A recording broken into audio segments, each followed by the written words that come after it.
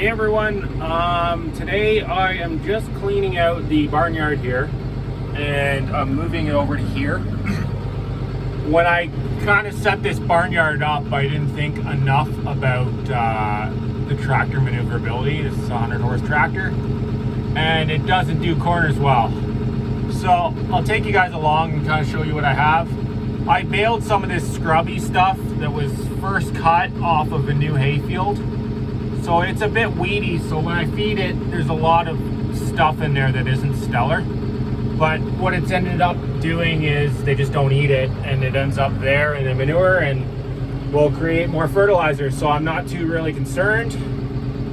If you can see over to my left, see right here, I have purchased a cattle squeeze. Even though I begrudgingly did it, I knew I needed it for loading cattle.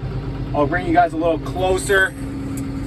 I don't blur the screen because I'm doing this with the hand instead of actually getting it mount. But we got this squeeze. I needed it for loading, but unfortunately I didn't know this when they built it. They changed the design, I'm assuming because the steel prices went up.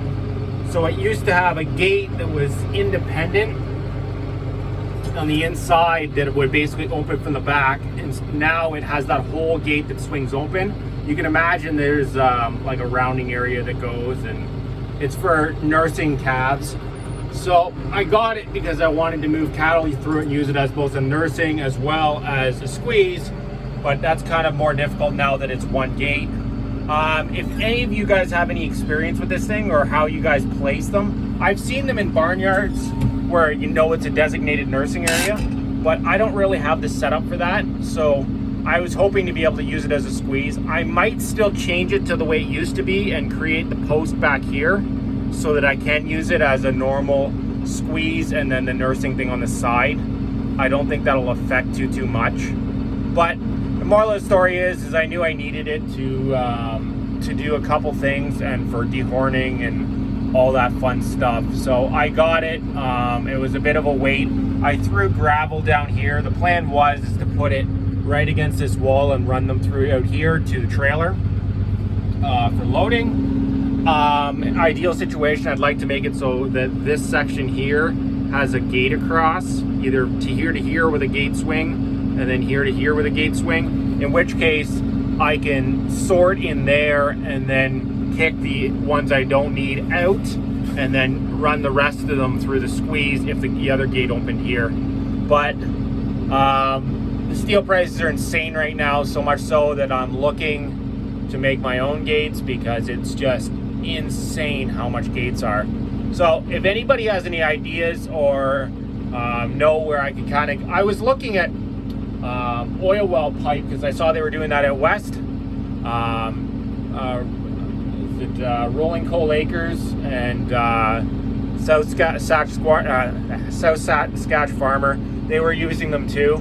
I was looking at those big long ones, but they're really pricey. So anybody has any ideas on that, I'd love to hear it.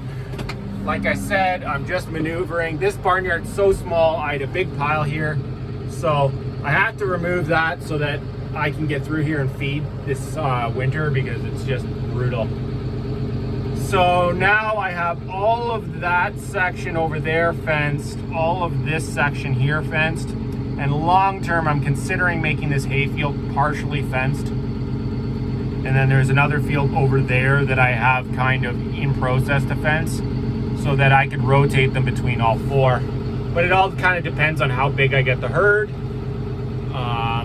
Because of the way cattle works economically, it doesn't make as much sense to be big in cattle like it used to. So I'm kind of still pondering that concept. So that's where we're at, guys. I'm slowly but surely getting more pin scours in the herd. I'm hoping this year was a bit of a transition year for me. So everything's everywhere and it's just a bit of a mess when it comes to the whole farm and how the processes are working right now. Next year, I'm hoping it'll be a lot more organized and better cash flow and everything else. So I did get that auto water over here. Zoom in a bit. That's set up. The only thing that isn't is there's a float in there that's not working right, so I gotta finish that. I poured a concrete slab and I ran a water line.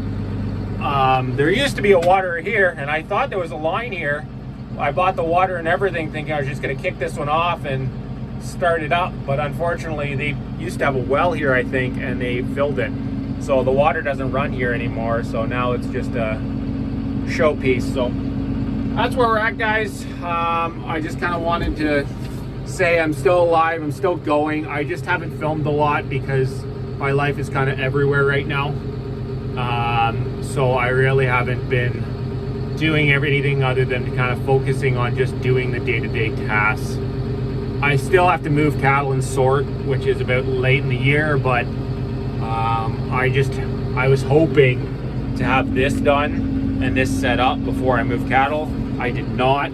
The other thing is too, is if you see here, we'll open this up, where I've run the tractor in and out has gotten so sloppy, I'm gonna have to throw gravel down before a trailer can even consider that.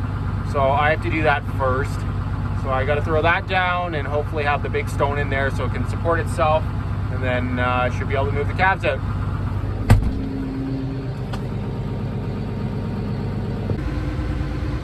So this is what we finished up with. Like I said, this is gonna go over here. My new thing, there's an arc piece that comes out and basically swings so that you can keep the cattle from kicking back if she gets aggressive when you're moving her into it. But I was just gonna show you guys, this is what I was doing.